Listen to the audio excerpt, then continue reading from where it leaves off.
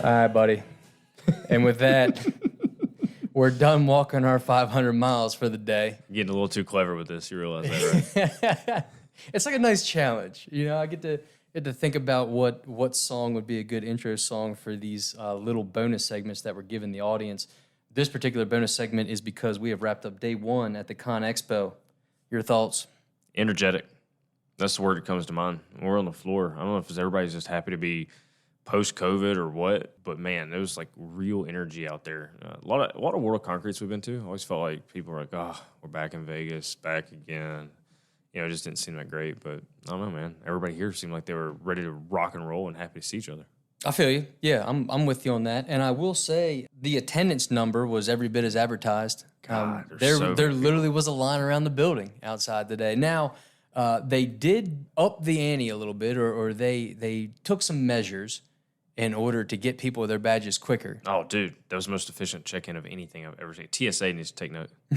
TSA needs to take note about a lot of things. But here's how it started. They had a place for you to get your badges at the airport baggage claim area. Oh, yeah, I got another guy we were traveling with. He didn't land till pretty late at night, and he was like, wow, there's 100 people in line at the airport for something. Oh, man, let me see what's going on over there. He's like, oh, they're in line to get badges for the show. It's like, it's midnight, and there's a 100-man line.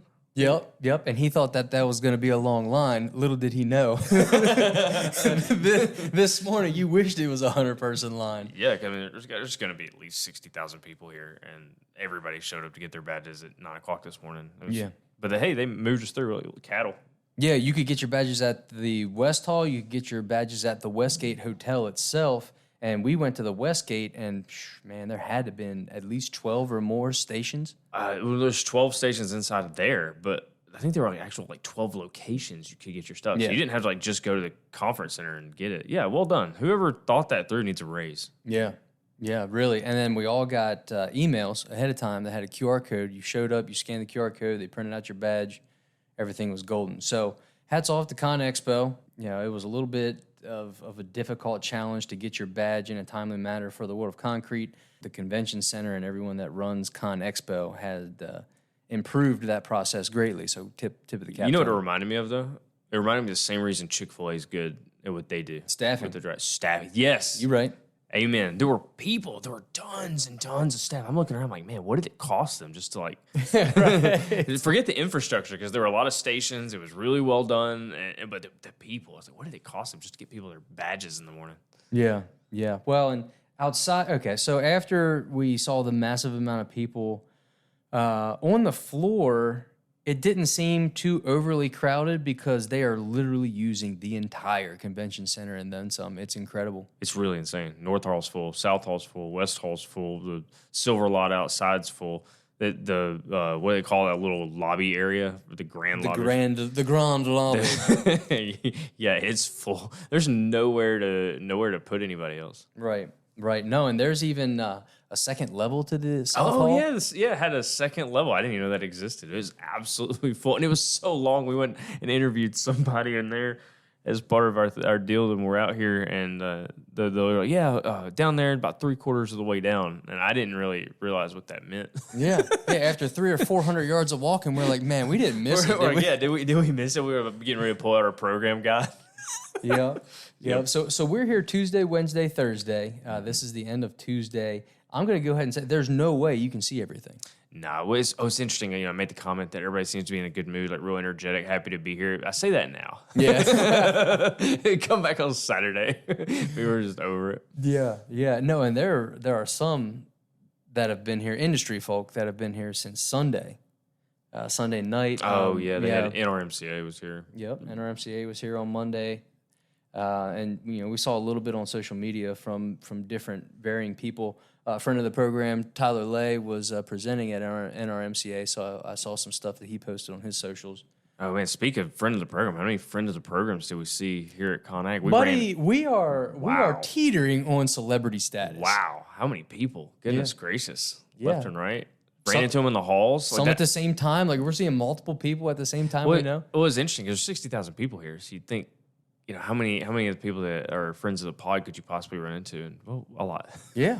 And so we appreciate the support, appreciate the guests, appreciate the audience. Thank you for guys coming up saying, hey, it's really wonderful. Yep. And we will get to the show interviews where we stop at a couple different booths. Yeah. And we only did one today on day one, but I think we got 6 or so tomorrow because we pushed a lot to the middle day. But not like World of Concrete. We had what did you guys have, like 27, I think, that were lined up. Something like that. Yeah, we went a little easy on ConExpo, but we have a lot of other meetings and stuff we need to do here. So yeah, this is a business trip just as much as it is a trip for the podcast. But nevertheless, we are honorary media members. So we're not legacy media. We're coming at you from we're the good kind of media. The grassroots media. Grassroots, yeah. Is that what you call it? Is that what we call ourselves?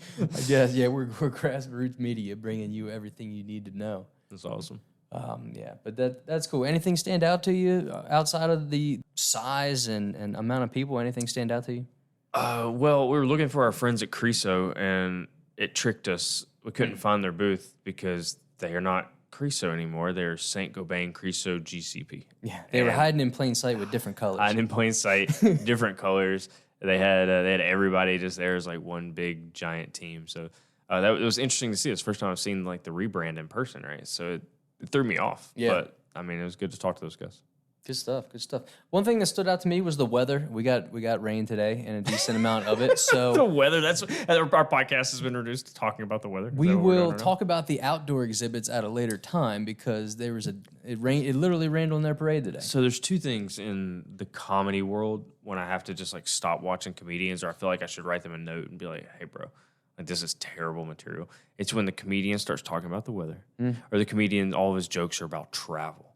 Like because that's all they. That's all they do. And they're staying in a hotel the other night. And it's like, oh, come on, man, really? That's what you're doing. Yeah. But the next story I wanted to get into was actually travel. So I'm like getting mad at us. I'm getting mad at our own. You want to talk about the weather because it did rain. It rained its tail off down here, and then travel getting in. I mean, it took you all day to get here. It took because everything was delayed. It took some other friends we know all day to get here. I didn't get here till 2 a.m. local time after traveling from the East Coast. So my body thought it was 5 a.m. It was just.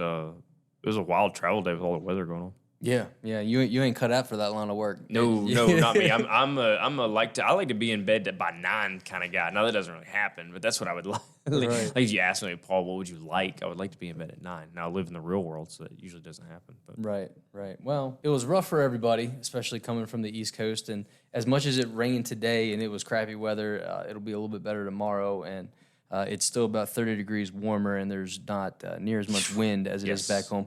So back in the great north, they're getting it this week, and we're not, so we can be thankful for that. Happy to be here, not complaining. Just it's interesting how many people had interesting trips to get here. Right, for sure. All right, man. Well, that's pretty much day one as far as I can think about it, unless you guys have something else to add. No, I think it's important for everybody to recognize that the attitude here is so positive. It's interesting, it's really, really positive. There's a lot of really good energy out there, tons of booths. The booths look great, by the way. They're big, they're flashy, they're really, really well done. So looking forward to get back out there tomorrow.